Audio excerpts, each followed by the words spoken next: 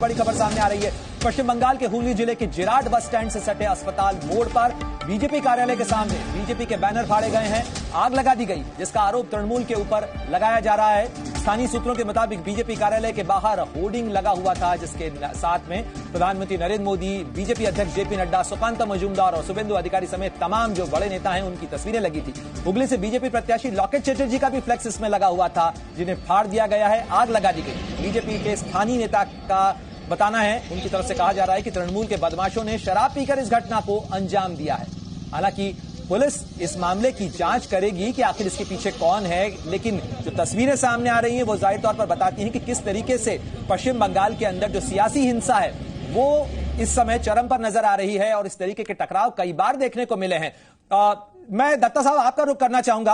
इस पूरे मामले के अंदर पश्चिम बंगाल के अंदर पहले से रक्तरंजित इतिहास रहा है, चाहे सीपीएम और टीएमसी के बीच का तनाव हो, टकराव हो, बीजेपी और टीएमसी के बीच भी कई जगह इस तरीके का तनाव हुआ है और यहां तक कि सेंट्रल एजेंसी के खिलाफ जो है पथराव और मारपीट की घटनाएं हुई हैं। यानी ऐसे में और ज्यादा ध्यान रखा जाना चाहिए, यहां तो चूक हो रही है। बेशक और ज्यादा ध्यान रखने की आवश्यकता है, पर अपेक्षा करें तो किनसे करें। मैं समझता हूं कि ये कल जो मुर्शिदाबाद में हुआ है, मैं कई सारे चैनलों पे कहा हूं और आज आपके चैनल पे भी कहता हूं, मुझे लगता है कि ये संयोजित प्रायोजित वे में किया गया है और टीएमसी के इशारे पे ही हुआ है ये सारी चीजें, क्योंकि इसके बिना हो नहीं सकता। मैं आपके चैनल के माध्यम से इलेक्शन कमीशन से गुहार लगाता हूं और एक तरह से रिक्वेस्ट भी है, क्योंकि इलेक्शन कमीशन के अधिकार क्षेत्र में होता है कि तत्काल इस पे कार्रवाई होना चाहिए और इलेक्शन कमीशन के पावर में है कि वो एनआईए की जांच करवाए। मेरा मांग है कि एनआईए की जांच हो, दूध का दूध पानी का पानी साफ हो जाए। दत्ता साहब, वहां तो एनआईए की जो रेगुलर केसेस की जांच है उसको लेकर भी कई बार राज्य सरकार के साथ टकराव की स्थिति आई है। बंगाल पुलिस ने तो एफआईआर कराई थी और जिस मामले में एनआईए को कोर्ट जाना पड़ा।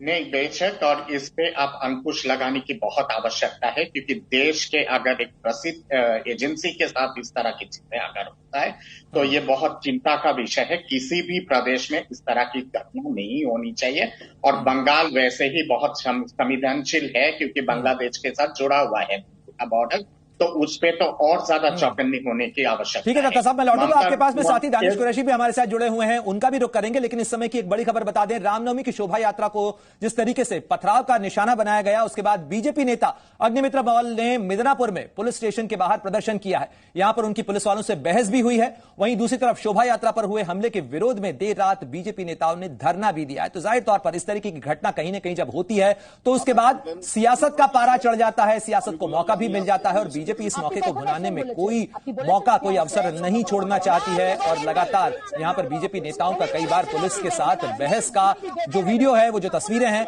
वो सामने आती रहती हैं और इन तस्वीरों में आप देख सकते हैं अग्निमित्र पॉल इस समय यहां पुलिस अधिकारियों से बहस करती हुई नजर आ रही है। আপনি জিজ্ঞেস করে নেবেন যে কোন কমপ্লেনটা দিয়েছে, আমরা এফআইআর করি। আমার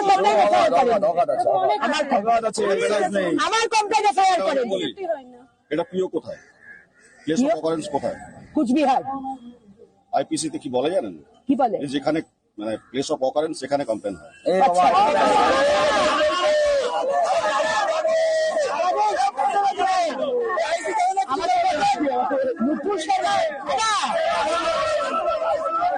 নুপুর শর্মা যখন কথা হয়েছিল, নুপুর শর্মার ঘটনা,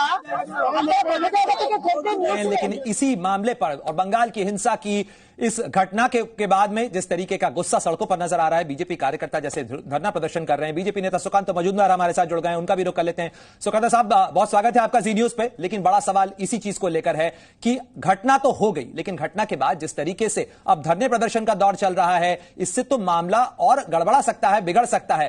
पुलिस और प्रशासन की जिम्मेदारी तो बनती है, लेकिन इस समय में बंगाल के रक्तरंजित इतिहास को देखते हुए नेताओं की, सियासी दलों की भी बड़ी जिम्मेदारी बनती है कि शांति